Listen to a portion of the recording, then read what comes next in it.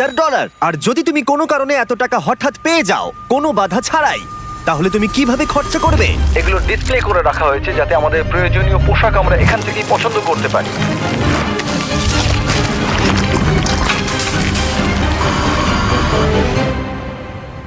ঠিক আছে, কিন্তু উগান্ডাতে বসবাস করা কয়েক হাজার মানুষ এটাকে অন্যভাবে খরচা করবে। এখানে বসবাসকারী বেশিরভাগ মানুষের দৈনিক রোজগার $1 থেকে $2, যার মানে হলো শিক্ষা পাওয়ার জন্য, ব্যবসা শুরু করার জন্য, পর্যাপ্ত স্বাস্থ্য সেবা পাওয়ার জন্য, এমনকি বিদ্যুৎ পাওয়ার জন্য এটা একেবারেই যথেষ্ট নয়। কিন্তু আমি মনে করি এর সমাধান খুবই সহজ, এই টাকা দিলেই সমাধান হয়ে যাবে। কিন্তু এটাও ঠিক, এমন লোকদের এতগুলো টাকা একসাথে দেওয়া ঝুঁকিপূর্ণ হয়ে যাবে যারা এতগুলো টাকা এর আগে কখনো একসাথে পায়নি। তাই যখন একটা অর্গানাইজেশন এই কাজে আমাদেরকে সাহায্য করবার জন্য এগিয়ে এলো, তখন আমরা জানতাম আমাদের আরো জানবার জন্য সেখানে যেতে হবে।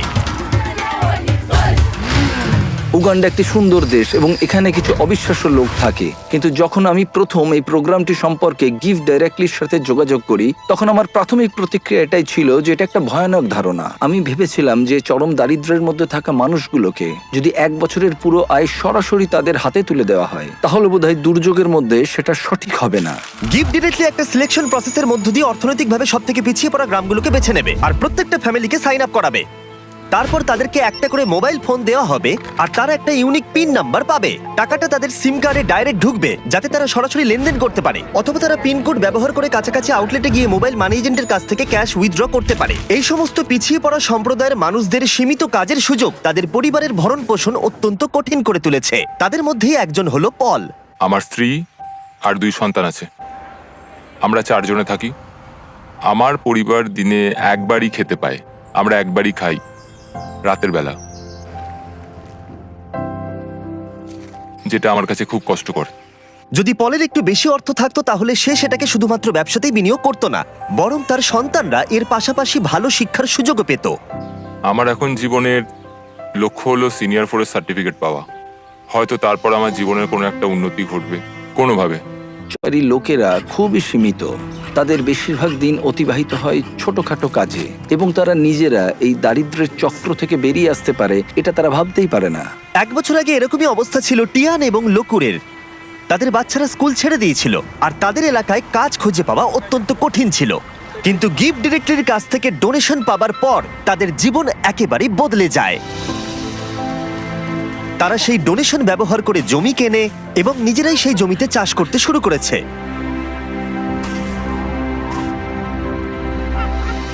তারা একটা গ্রেন মিলও কিনেছে এবং তারা এখন গোটা সম্প্রদায়ের জন্য শস্য প্রক্রিয়াকরণ করে অল্প প্রফিটও করছে। তারা এখন তাদের সেই প্রফিট দিয়ে নিজেদের বাড়িতে একটি দোকান খুলতে চায়। তার সাথে লোকুরে এখন গ্রামের মধ্যে একটা রিফুয়েলিং স্টেশনও চালু করেছে।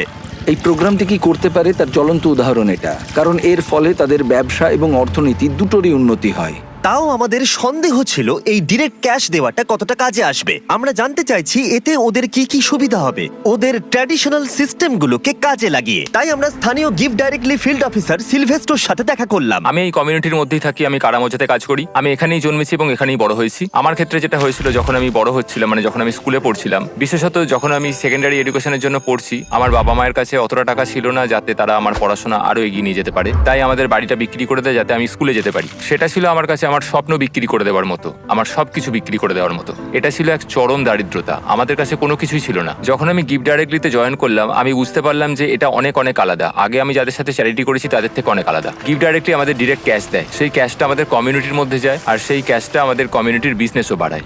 এই ক্যাশটার বদলেই আমরা আমাদের চাহিদা পূরণ করতে সমর্থ হই। মানুষ দারিদ্র্যের মধ্যে আটকে পড়েছে প্রচেষ্টার অভাব বা সামর্থ্যের অভাবে নয়, সুযোগের অভাবে তারা দারিদ্র্যের মধ্যে আটকে পড়েছে। তাদের মধ্যেই একজন হলো জোসেফ, যিনি গ্রামের প্রধান। কেউ কেউ অনেক দূরের জমির মালিক, তাই আপনার যেটা সব থেকে বেশি দরকার সেটা হলো টাকা, যাতে আপনি কাছাকাছির মধ্যে জমি কিনতে পারেন। আমরা এই ঘাসের বাড়ি তৈরি করি আর উইপোকা এই ঘাসগুলো খুব দ্রুত খেয়ে নেয়, তাই খুব বেশি দিন এই বাড়িগুলো থাকে না। আমরা পরের বছর আবার এগুলো তৈরি করি, ধ্বংস করি, আবার তৈরি করি, এভাবেই চলতে থাকে। কিন্তু এই গ্রামে বাড়ির সমস্যাই একমাত্র প্রধান সমস্যা নয়। ক্ষুধা, দারিদ্রতা এবং শিক্ষার অভাব এই সমস্ত সম্প্রদায়ের মানুষদের অন্যতম প্রধান সমস্যা। তার নিজের গ্রাম পরিচালনা করার বোঝা ছাড়াও জোসেফ গুরুতর স্বাস্থ্য জটিলতায় ভুগছে। কয়েক বছর আগে তার স্ট্রোক হয়েছিল, যেটা তাকে দুর্বল করে দিয়েছে এবং তার কাছে পর্যাপ্ত অর্থ না থাকায় সে প্রয়োজনীয় ওষুধও কিনতে পারছে না। জীবনযাপন এখানে সত্যি খুব কঠিন। আমি বাঁচবো কিনা আমি জানি না, আমি সত্যিই জানি না, কারণ আমার যে রোগটা হয়েছে সেটা খুবই কঠিন। আমি সত্যিই জানি না। এখানে প্রত্যেকের নিজের নিজের চাহিদা রয়েছে এবং আমরা যেটা বুঝতে পেরেছি সেটা হলো এই মানুষগুলোকে একটা ভালো ভবিষ্যৎ দিতে গেলে তাদের নিজেদের এবং তাদের পরিবারের জন্য সিদ্ধান্ত নেওয়ার ক্ষমতা দিতে হবে। তাই আমরা ঠিক করেছি গিফট ডিরেক্টলির সাথে যুক্ত হয়ে এই গ্রাম এবং আশেপাশের 300টি পরিবারকে অর্থ অনুদান করে সাহায্য করব তাদের উজ্জ্বল ভবিষ্যতের জন্য। তাই যখন গিফট ডিরেক্টলি টিম গ্রামগুলোর চূড়ান্ত তালিকা প্রকাশ করছিল, যেটা করতে সারাদিন সময় লাগবে, তখন ড্যান এবং ড্যারেন গ্রামটা ঘুরে দেখলো, যেখানে তারা ছুরি ধার দেবার যন্ত্র দেখতে পেল। তোমার কি মনে হয় এটা আমরা আরো ভালো করতে পারবো? হ্যাঁ, আমার মনে হচ্ছে আমরা ভালো করব। এই তো, তুমি পারবেই। এই তো এইভাবে। হ্যাঁ,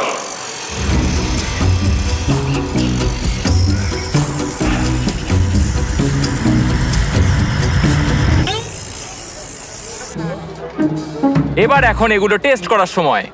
ওরা কি টেস্ট করার জন্য চিকেন এনেছে? না, ওরা আমাদের জন্য চিকেন আনেনি। আমাদের পেছনে এখন অনেক লোক দাঁড়িয়ে আছে আর ওরা দেখবে যে সব থেকে ভালো কে ছুরি ধার দিয়েছে। যদি তোমরা ফুটেজটাকে রোল ব্যাক করে দেখো তাহলে দেখতে পাবে ড্যারেনকে একজন অ্যাসিস্ট করছে ছুরিটা ধার দেওয়ার জন্য, আর আমি পুরোটা একা একা করে গেলাম। আমি অনেক বেশি প্রফেশনাল ভাই। হ্যাঁ। ঠিক আছে। আর এখন ড্যান এবং ড্যারেনের পালা। আমি চ্যাম্পিয়ন। হ্যাঁ হ্যাঁ, তুমি চ্যাম্পিয়ন, তুমি চ্যাম্পিয়ন। ড্যারেন হার মানতে না পেরে অন্য কিছু চেষ্টা করলো। সমগ্র আফ্রিকা জুড়ে লোকেরা তাদের মাথার ওপরে জিনিসপত্র বহন করে থাকে। ড্যান আর আমি এখন সেটাই চেষ্টা করতে যাচ্ছি। ওরে বাপরে। দাঁড়াও। আরে তুমি দাঁড়াও। ইয়া। তুমি কি ঠিক আছে? তোমার হাত নিচে তো? হ্যাঁ। তুমি এটা নিয়ে দাঁড়িয়ে আছো কি করে? ঠিক আছে। তুমি তৈরি তো? ও, আমি জিতে গেছি। হতেই পারে না। ঠিক আছে, এইটা ড্যারেন জিতলো, কিন্তু ওর ব্যাগটা। তুমি এটা কিভাবে করছো?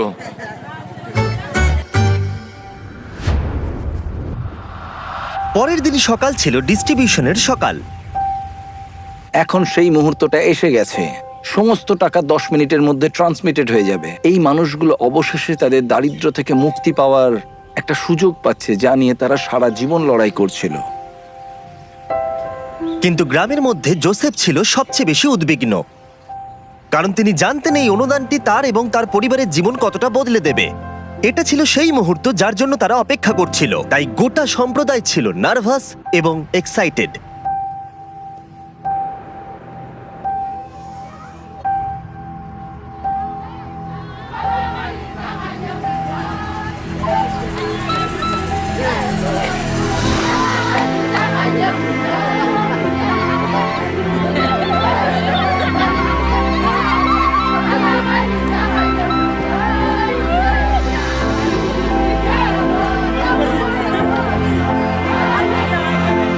এটি অনেকগুলো মানুষের জন্য একটা সত্যি অসাধারণ মুহূর্ত।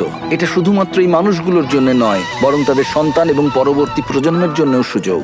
গিফট ডিরেক্টলির সাথে যুক্ত হয়ে আমরা এই গ্রামের হাজার হাজার মানুষের জীবন পরিবর্তন করতে সক্ষম হয়েছি।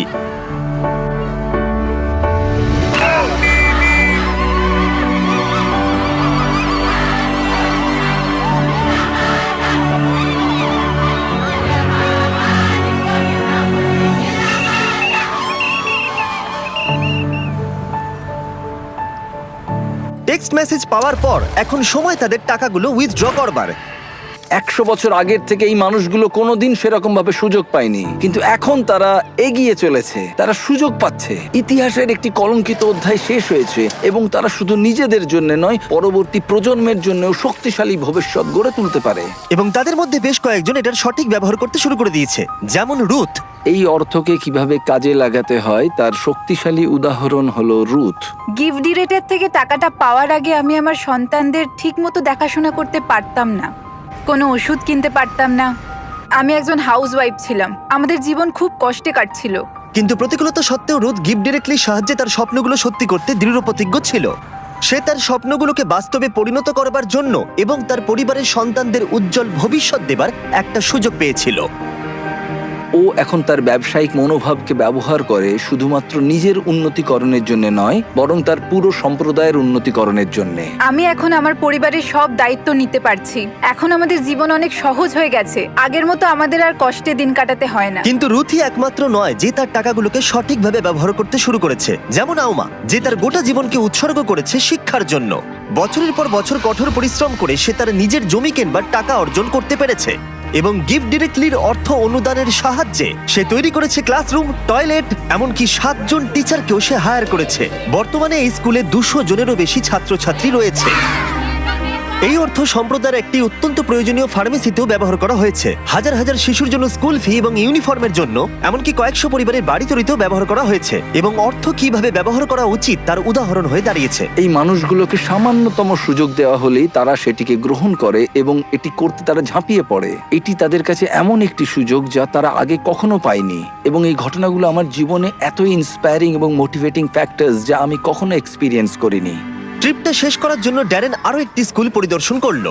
গিফট ডিরেক্টলির অনুদানে 1 সপ্তাহের মধ্যে শিক্ষার্থীর সংখ্যা গিয়ে দাঁড়িয়েছে 650 থেকে 980, কারণ তাদের প্যারেন্টসরা এখন সক্ষম স্কুলের ফি দিতে এবং ইউনিফর্ম কিনতে। Little children, little children, obey your parents. Little children, little কিছুক্ষণ আগেই মেঘের আওয়াজ শোনা যাচ্ছিল। আসলে সবেমাত্র বৃষ্টি শুরু হয়েছে। বাচ্চারা গান শুরু করতেই মেঘ মুছে গেল এবং আকাশ এখন উজ্জ্বল। এটা একটা খুবই আশ্চর্যজনক অভিজ্ঞতা ছিল। children, obey your parents. Gift directly প্রমাণ করেছে যে আমাদের প্রাথমিক ধারণা একেবারেই ভিত্তিহীন ছিল। আমাদের এরকম নতুন অনেক আইডিয়া আছে যাতে আমরা সবাই মিলে একটা সুন্দর ভবিষ্যৎ গড়ে তুলতে পারি। কিন্তু প্রয়োজন আরো অনেক, তাই আমরা গিফট ডিরেক্টলির সাথে অর্থ অনুদান দিতে মাত্র 1 মাইল দূরে আরেকটা গ্রামে গেছিলাম। সাহায্য করতে চাইলে ডোনেট বাটনে ক্লিক করুন বা গিফট ডিরেক্টলি